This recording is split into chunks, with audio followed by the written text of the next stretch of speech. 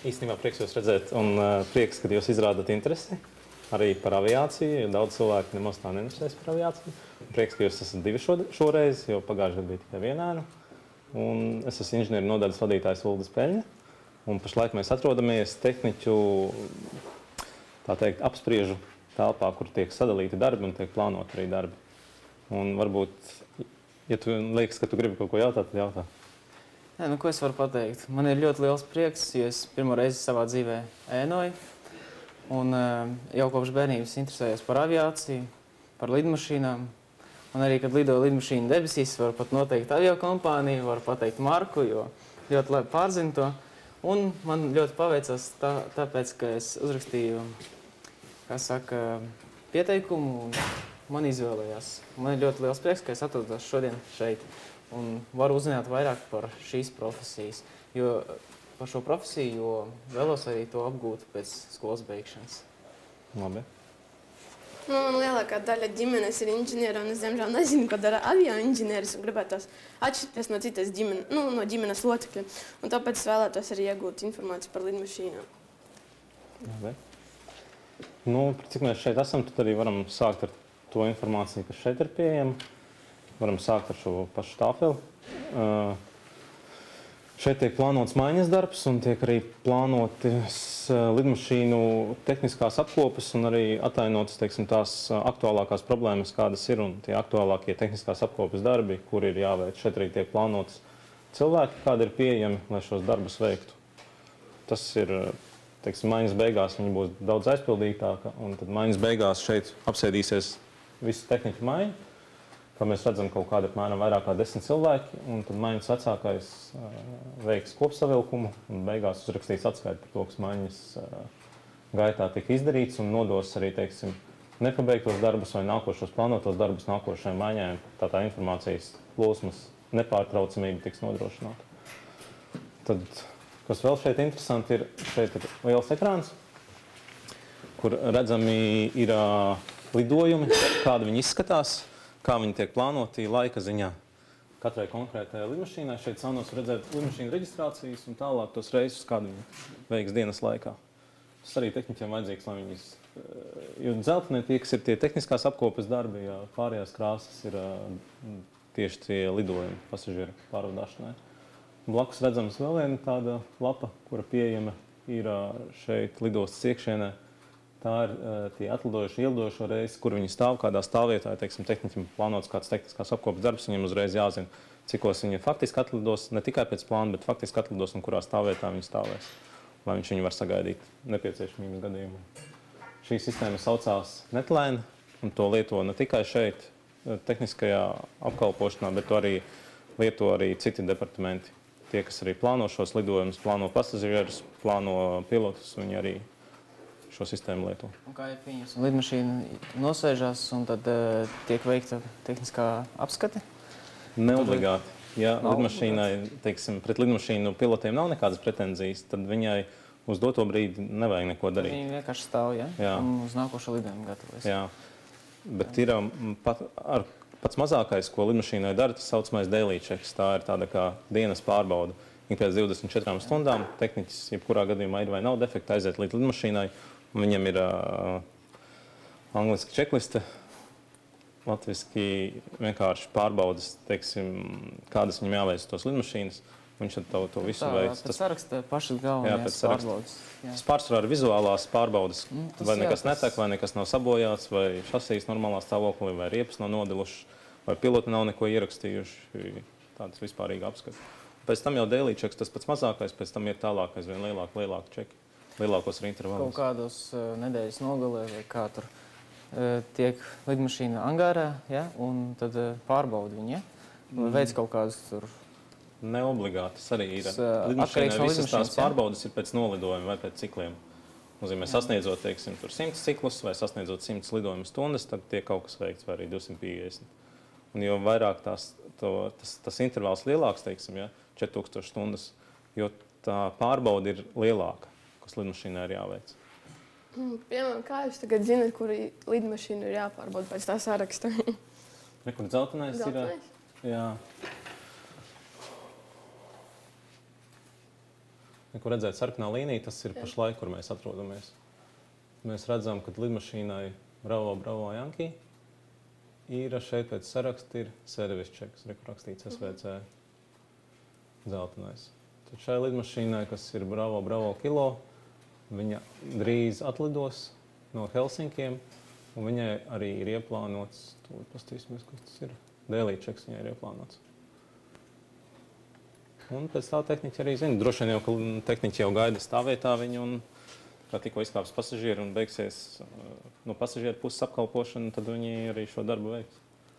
Un var redzēt, ka uzreiz pēc šī darba viņai nākošais reizes ir uz Kijevu. Cik ilgi pasažieri atbrīvo lidmašīnu? Nu, iekāpšana, teiksim, kādiem 70 pasažieriem iekāpšana, izkāpšana, gan viens, gan otrs process, vismaz 20 minūtes jārēķina. Izkāpšana parasti ir ātrāk, iekāpšana ir ilgāk. Nu jā, tas ir skaidrs.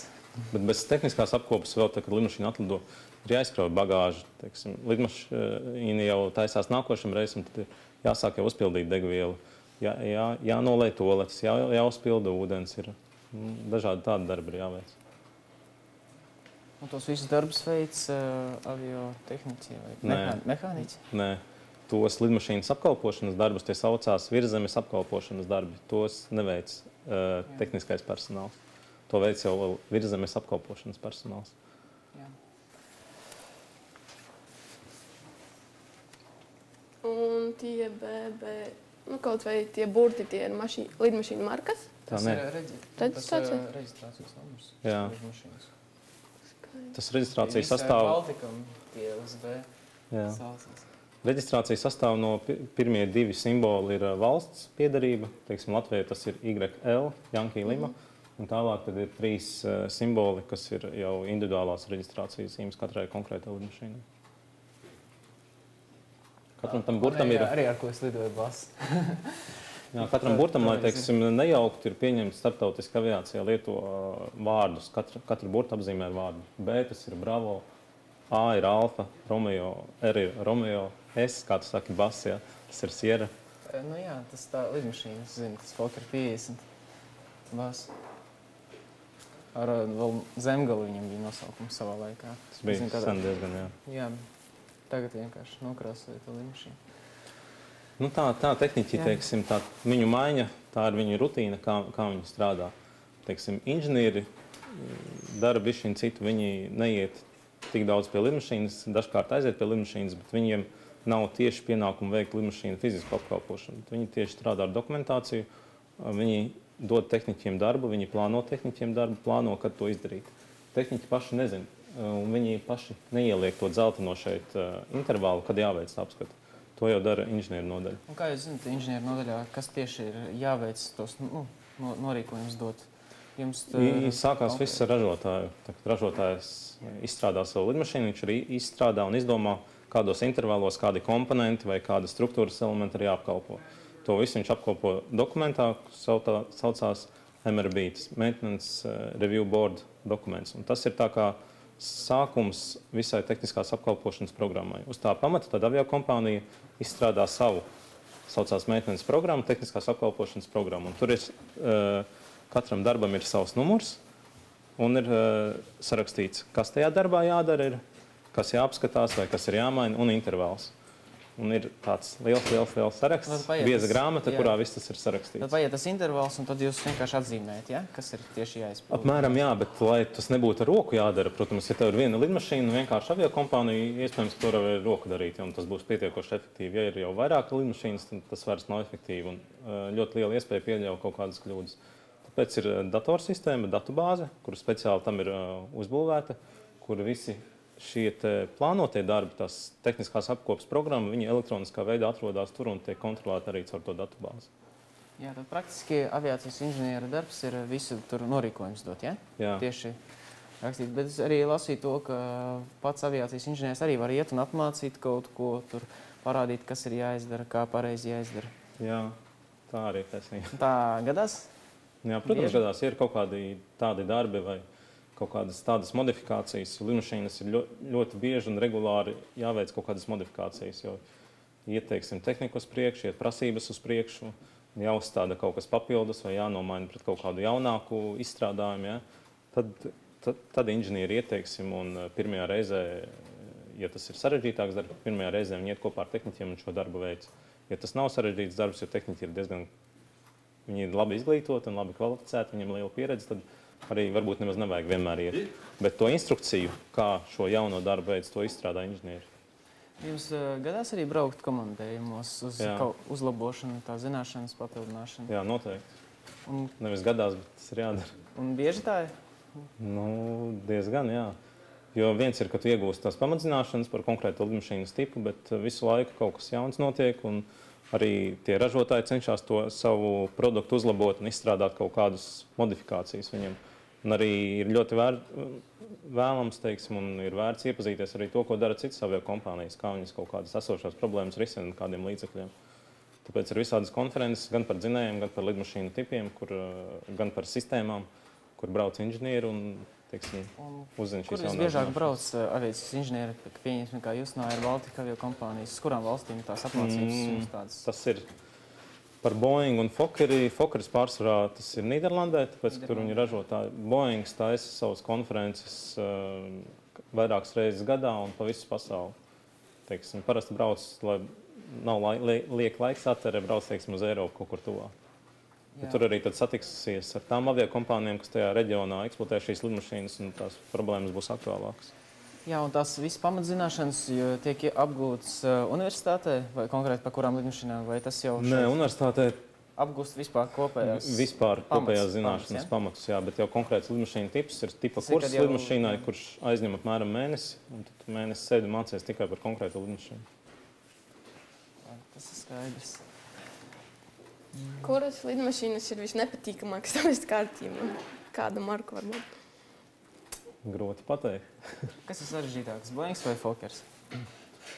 Tie, kas apkalpo Fokkeri, tie saka, ka viņiem ļoti patīk Fokkeris. Tie, kas apkalpo Boeing, saka, ka viņiem patīk Boeing. Tāpēc, es domāju, nav viennozīmīgs atbildes šo jautājumu. Jā, tagad bija, es nezinu, jau kāds laiciņš, protams, pagāja jaunais Boeing 757, ja? Atnāc, un tad arī vajadzēja uzlabot tās zināšanas un apgūt konkrēti par šo modeli. Protams, tie tehniķi un inženieri, kuri strādā ar šo lidmašīnu, viņi visi brauc uz tipa kursiem. Mēnesi mācījās par šo lidmašīnu, un tad arī sākām. Arī sākumā, teiksim, tika pieaicināti no citām aviokompānijām tehniķi, kuriem jau ir pieredze šo lidmašīnu, lai vieglāk, teiksim, viņu mums būtu sākt eksploatēt. Mēs nepieļautu kaut kādas nekļūdas, bet tas notiktu ātrāk vienkārši. Mēs efektīvāk to darītu. Jā, un tagad tas vēl bombardieris jaunais, ja? Jā. Tur nebija kaut kādas tādas dažas problēmas sastapušās. Bija problēmas, jo ir ļoti liela starpība, kas ražo to lidmašīnu. Vai liels ražotājs Boeings, kurš ražo iznīcinātājus, bumbvedējus, ražo pasažieru lidmašīnas jau vairāk kā 50 gadus, ja? Vai bombardieri, kurš vienmēr ražo mazas lidmašīnas un nemaz tik daudz tos tipus viņš neražoja. Tā pieeja atšķirās. Līdz ar to eksploatēt lidmašīnas no liela ražotāja pieredzējuši ir vieglāk, jo lielā mērā ne tikai pati lidmašīnas konstrukcija ir labāka, bet arī pavadošā dokumentācija ir pilnīgāka un saprotamāka. Ļoti daudz problēmas arī sākumā bombardieri bija tieši tie nepilnīgās dokumentācijas, un mums nācās pašiem radīt savu dokumentāciju, kura ir pilnīga un kura izskaidro visas tās nianses, ko bombardieris pats savā dokumentācijā nebija ierakstījis. Jā, un kas bija vēl aviācijas inženierim, pieņemsim, ir jānosaka, kas tā ir par problēmu lidmašīnai radusies un kā varētu to novērst, kādiem apstākļiem tā ir radusies. Kāda ir bijusi tāda piemēra, kādu nosaukt? Gan jā, gan nē. Jo, ja ir kaut kāda vienkārša defekta uz lidmašīnas, tad tehniķi ar to tiek galā un viņam ir jātiek ar to galā. Ja tehniķi vairāk kārt mēģinot netiek ar to galā, tad, protams, viņi griežās pie inženieriem un inženieri cenšas no sākuma paši tikt galā ar savām zināšanām. Un, ja viņi nevar to izdarīt, tad viņi meklē, ir katram ražotājam mājaslapa, kur arī citi eksploatanti liek savus komentārus un dalās ar savām problēmām un pieredzi. Un vēl var arī, un to arī daram, rakstam ražotājiem un prasam. Mums tāda problēma, kā mums viņu atrisināt. Un nekad nav bijis strupceļš, ka mēs nevarētu kaut ko atrisināt. Jā, protams. Labi, es domāju, šajā vietā mēs varētu beigt, un tad turpināsim tuvāk varbūt pie lidmašīnām. Ja.